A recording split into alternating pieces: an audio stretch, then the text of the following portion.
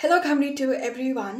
So आजको भिडियोमा चाहिँ म तपाईहरुलाई केही कुरा सिकाउने छु अथवा भन्ने छु. सो त्यही भएर भिडियोलाई हेर्नु होला. सो जब पनि तपाईको हातको द्वारा केही कुरा बाड्नु पर्ने हुन्छ अथवा कसैलाई केही कुरा दिनु पर्ने हुन्छ, त्यो स्थितिमा चाहिँ तपाईले जो व्यक्तिलाई दिनु पर्दैछ अथवा जो व्यक्तिसँग तपाईले केही कुरा बाड्नु पर्दैछ है, त्यो टाइममा चाहिँ दिनुपर्ने ठाउँमा पनि तपाईले आफू भन्दा केही ज्यादा उलाई जरुरत छ भने चाहिँ तपाईले जानेर बुझेर पनि उलाई चाहिँ सो तपाईको भागमा भन्दा चाहिँ केही थोरै ज्यादा भाग चाहिँ उहाँहरुलाई नै दिनु होला भन्न चाहन्छु.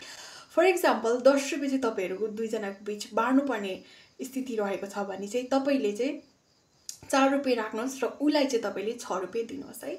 र यही 1 रुपैयाँ 2 रुपैयाँ कसैलाई अलिकति थोरै ज्यादा दिनुपर्ने गर्दिने क्रममा चाहिँ मैले सुनेको कति जनाले अबे हामी दुई जनाले पाएको त दुई जनाको भाग त बराबर बाड्नु पर्छ हैन, हामी दुई जनाले बराबर मेहनत गरेर बे कहाँ दिन्छु, म त बेसी दिदिन, 1 रुपैयाँ भए पनि पैसै पो त भनेर कति जनाले त्यस्तो कुराहरु गरिरहेको हुन्छ र दिदैन, बराबर नै बाड्नु प्रायले प्रिफर गर्छ है.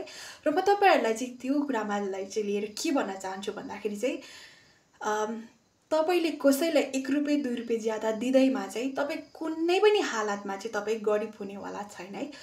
उल्टै तपाईले 1 रुपैयाँ 2 रुपैयाँ कसैलाई ज्यादा दिनु भएको छ भने चाहिँ त्यो मान्छेलाई जुन चाहिँ खुसी मिल्छ नि, त्यो खुसीको चाहिँ ब्लेसिंग्स द्वारा चाहिँ तपाईलाई गडले चाहिँ कहीं ज्यादा स्रोतमा चाहिँ तपाईलाई फर्काइदिनु हुन्छ के है. तपाईलाई गडले कहीं न कहीँबाट मिलाइदिनु हुन्छ. र यो कुरा चाहिँ म तपाईलाई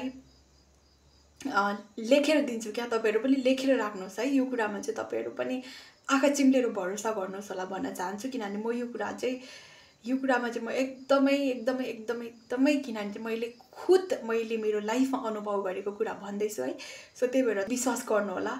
सो यो कुराहरु चाहिँ कसरी अनि मैले कहाँबाट सिके भन्दाखेरि चाहिँ एज अ जुनियर मैले पनि धेरै वर्ष चाहिँ सिनियरको अन्डरमा काम गरे र स्टिल म अहिले पनि सिनियरको अन्डरमा काम गर्छु है. र त्यही काम गर्ने क्रममा चाहिँ मैले धेरै प्रकारको सिनियर्सहरु भेटे. लाइक एक प्रकारको चाहिँ यस्तो खालको सिनियर्स भेट्यो जहाँ चाहिँ मैले चाहिँ सँगै हामीले मेहनत गरेको हुन्थ्यो, बराबर मेहनत गरेको ठाउँमा बाड्नु पर्ने ठाउँमा चाहिँ तिमी म भन्दा सानो हो, तिम्रो त स्यालेरी पनि म भन्दा कम्ती आउँछ, त्यही भएर राखा, तिमीलाई 1-2 पैसा भए पनि बेसी नै हुन्छ, तिम्रो केही काम त हुन्छ भनेर चाहिँ हामीलाई केही ज्यादै दिनुहुन्थे. र त्यो टाइममा चाहिँ मैले उहाँहरुकोबाट यही सिके कि आफू भन्दा सानोलाई चाहिँ आफूले थोरै ज्यादै दिनु पर्दा रहेछ र त्यसो गर्दाखेरि चाहिँ आफू भन्दा सानोलाई कति धेरै खुसी मिल्दा रहेछ भन्ने मलाई त्यो कुरा अनुभव भयो, किन आफूलाई त्यो बेला धेरै खुसी मिलेको थियो नि त है. यसै पाराले मैले अर्को प्रकारको पनि सिनियर्सहरु भेटे है, जहाँ चाहिँ हामीले बराबर मेहनत गरेको हुन्छ र बाड्नु पर्ने टाइममा चाहिँ हैन तिमी म भन्दा सानो हो, हैन तिमीहरु भन्दाखेरि चाहिँ म सिनियर्स हो भनेर चाहिँ बराबर बाड्ने अथवा ज्यादातर केसमा चाहिँ उहाँहरुले ज्यादै राख्ने है. र त्यो टाइममा चाहिँ मैले यही सिके कि आफू भन्दा सानोलाई चाहिँ बराबर मेहनत गरेको ठाउँमा पनि त्यसरी गर्दाखेरि चाहिँ कति मन दुख्दो रहेछ भन्ने कुरा चाहिँ मैले त्यो बेला अनुभव गरे है, किनभने मैले खुद फिल गरे नि त त्यो कुरा. सो त्यही भएर चाहिँ मैले त्यो बेला चाहिँ यही सिके कि आफू भन्दा सानोलाई त्यसरी मार्नु हुँदैन रहेछ र जति सक्छ आफू भन्दा सानोलाई चाहिँ ज्यादै दिन हामीले चाहिँ प्रिफर गर्नुपर्ने रहेछ भनेर है. र यस्तै जग्गाहरुबाट चाहिँ मैले यस्तो कुराहरु सिकेर अनुभव गरे. सो त्यही भएर एट द एन्ड भिडियोमा पनि फेरि पनि म के भन्न चाहन्छु भन्दाखेरि चाहिँ तपाईले जहाँ केही कुरा अरूलाई दिनुपर्ने हुन्छ अथवा केही कुरा अरूको लागि गर्दिनु पर्ने हुन्छ, त्यो टाइममा चाहिँ दिनुपर्ने ठाउँमा पनि तपाईले आफू भन्दा केही ज्यादा उलाई जरुरत छ भने चाहिँ तपाईले केही थोरै उहाँलाई दिनुहोस् र गर्दिनु पर्ने ठाउँमा पनि केही ज्यादा नै उहाँहरुको लागि गर्दिनु होला है.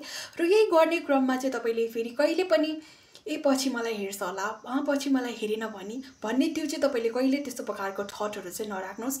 जस्ट तपाईले गर्दिनुस्, दिनुस्, दियो त दियो, गर्नु भयो त गर्नु भयो, सक्यो है. विदाउट एन एक्सपेक्ट चाहिँ तपाईले गर्दिनुस् है. भलै त्यो मान्छेले भोलि तपाईलाई फर्केर नहेरोस्, बाटोमा भेट्दा तपाईलाई नबोलोस् अथवा ठोक्किदा पनि तपाईलाई इग्नोर गरेर जाओस् है, त्यसमा हामीले मतलब गर्नु हुँदैन है. किन भन्दाखेरि गडले देखिराख्नु भएको हुन्छ र गडले चाहिँ तपाईले अरूको लागि राम्रो गर्नु भएको छ भने चाहिँ तपाईलाई गडले राम्रो गर्नुहुन्छ है. सो